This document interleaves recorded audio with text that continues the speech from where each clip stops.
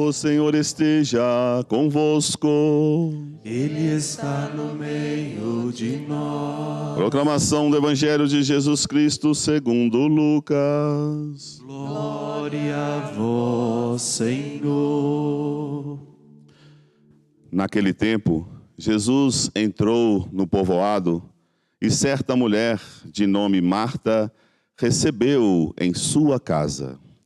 Sua irmã, chamada Maria, sentou-se aos pés do Senhor e escutava a sua palavra. Marta, porém, estava ocupada com muitos afazeres. Ela aproximou-se e disse: Senhor, não te importas que minha irmã me deixe sozinha com todo o serviço? Manda que ela me venha ajudar.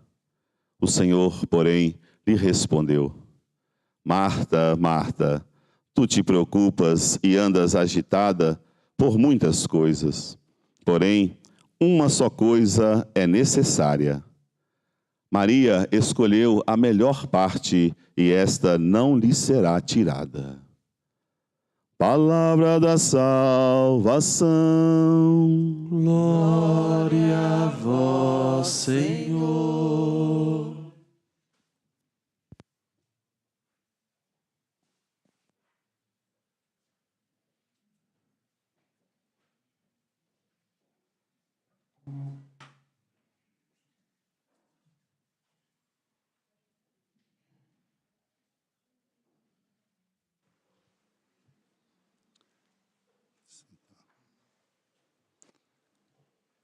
Amados irmãos, amadas irmãs, saúde, paz, votos que estendo a todos aqueles que estão orando conosco em comunhão aqui nesta casa de clemência e bondade, a casa da Mãe da Piedade, a padroeira do nosso estado de Minas Gerais, de longe e de perto nos acompanhando pelos meios de comunicação, pelas redes sociais, especialmente através da Rede Minas, da TV Horizonte TV e Rádio América, Rádio e TV da Padroeira de Minas.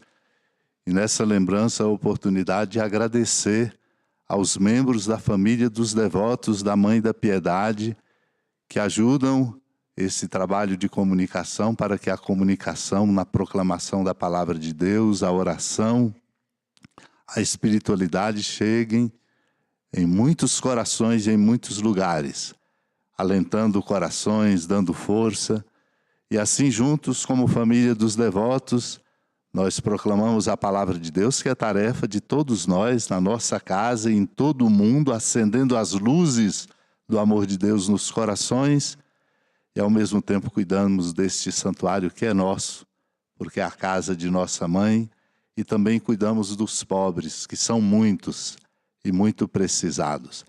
Por isso a importância de ser da família dos devotos. Quem não é um convite insistente, vale a pena, porque participa da força de uma comunhão para fazer o bem. Eu quero saudar ao Padre Wagner Calegari, o reitor desse santuário, Padre Samuel, Padre Felipe, pró-reitores, o diácono Noraldino, os colaboradores todos, e dizer da alegria de receber aqui nesta casa de clemência e unidos numa comunhão bonita, a cada irmão e irmã vindo de longe e de perto.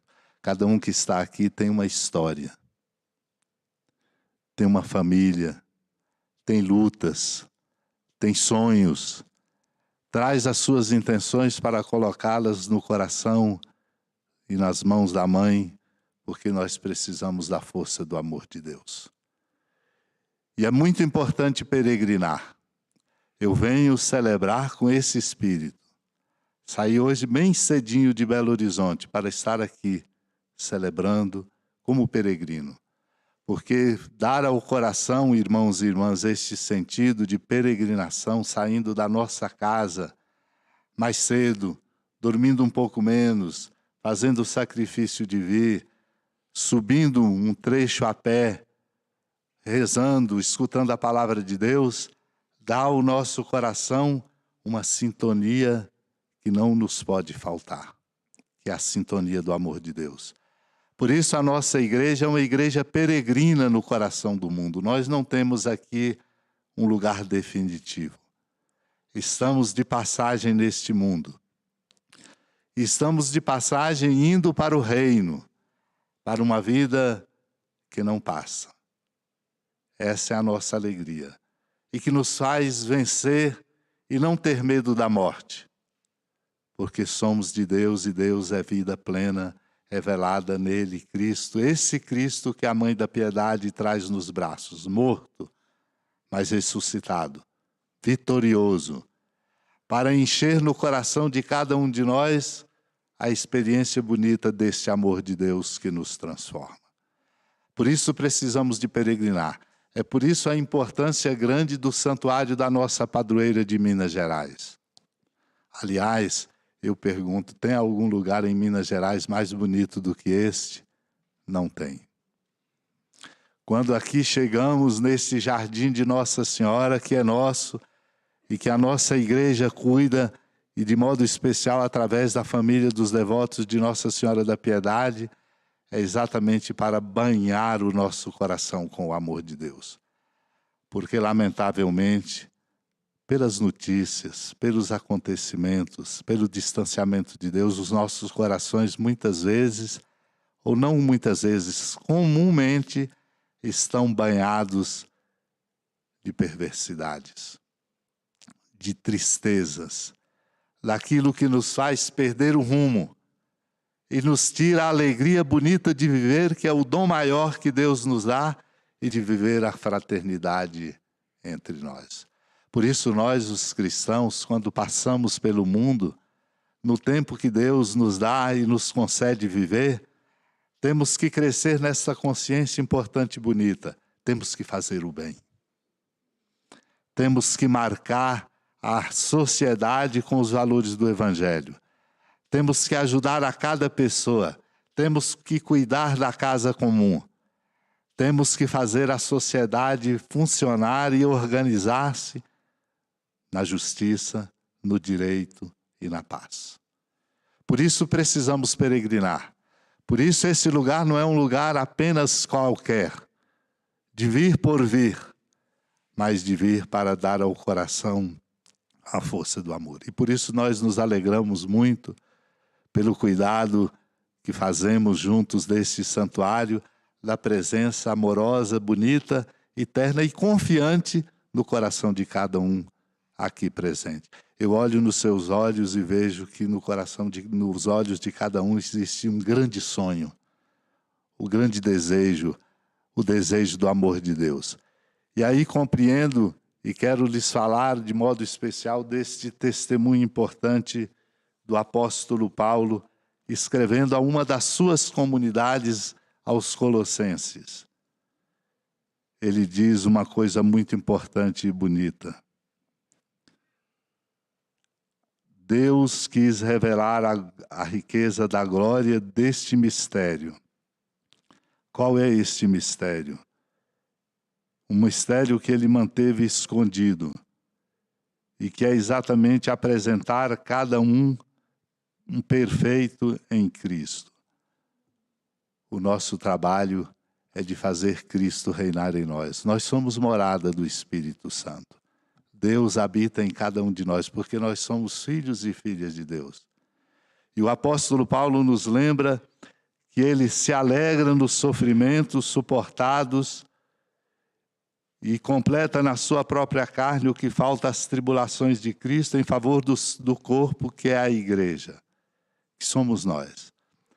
Ele tem uma consciência clara de que a sua missão é ajudar a plantar, cultivar e fazer desabrochar Cristo no coração de cada um. Porque se assim não for, irmãos e irmãs, o nosso coração se torna hospedagem do mal. O nosso coração é templo do Espírito Santo. O nosso coração não pode ser lugar do ódio, da perversidade, da disputa, do orgulho, de tudo aquilo que é domínio do demônio. Por isso o apóstolo Paulo diz, sofreu, se afadiga e luta para que exatamente a graça de Deus habite em cada um de nós. Quando nós vemos Paulo trabalhar incansavelmente para que Cristo habite em cada um de nós, como nele mesmo, compreendemos que a nossa primeira e mais importante tarefa é trabalhar para que o nosso coração seja lugar de hospedar o amor de Deus. Porque se não hospedarmos o amor de Deus o tempo todo em nossas vidas, perdemos o rumo. Não damos conta de suportar as labutas, adoecemos. E quando nós pedimos tudo o que pedimos, de que precisamos a Deus, é preciso ter um coração que seja hospedagem do seu amor. Essa é a fadiga da igreja, a fadiga evangelizadora da igreja. A missão de cada um de nós. Na família, cuidar para que Deus habite nela. Cuidar para que o coração de cada um, da criança, do jovem, do adolescente, do mais velho, de cada um de nós, o coração seja lugar da presença do amor de Deus. E o nosso mundo precisa, senão as consequências que pagamos são muito pesadas. Olha o que tem acontecido na nossa sociedade. É incompreensível saber uma sociedade como a sociedade brasileira, com gente passando fome. E a violência que nos assusta? E a indiferença? Se nós colocarmos no nosso coração o amor de Deus, a nossa vida é diferente. Por isso compreendemos a beleza de 3 figuras que a palavra de Deus hoje nos traz. De Abraão, na primeira leitura do livro do Gênesis, e as figuras de Marta e Maria, 2 irmãs, as irmãs de Lázaro, amigas de Jesus, para compreendermos o quanto é importante colocarmos no nosso coração a força e a presença de Deus, para que assim nós possamos ser instrumentos do seu amor. Abraão, conta-nos a leitura do livro do Gênesis, no capítulo 18, estava na porta da sua casa, na hora do maior calor do dia, certamente depois do almoço, descansando do trabalho. Levantou as vistas e viu 3 homens. Podia ter sido indiferente. Podia ter deixado passar. Ele estava descansando. Certamente tinha trabalhado. O que fez? Correu ao encontro. Prestem atenção, correu ao encontro, e o resultado deste correr ao encontro, de não ficar na sua comodidade e não ser indiferente. Correu ao encontro e os convidou para a sua tenda. Ofereceu a eles o de melhor que tinha. Recomendou a Sara de preparar tudo com esmero e com carinho.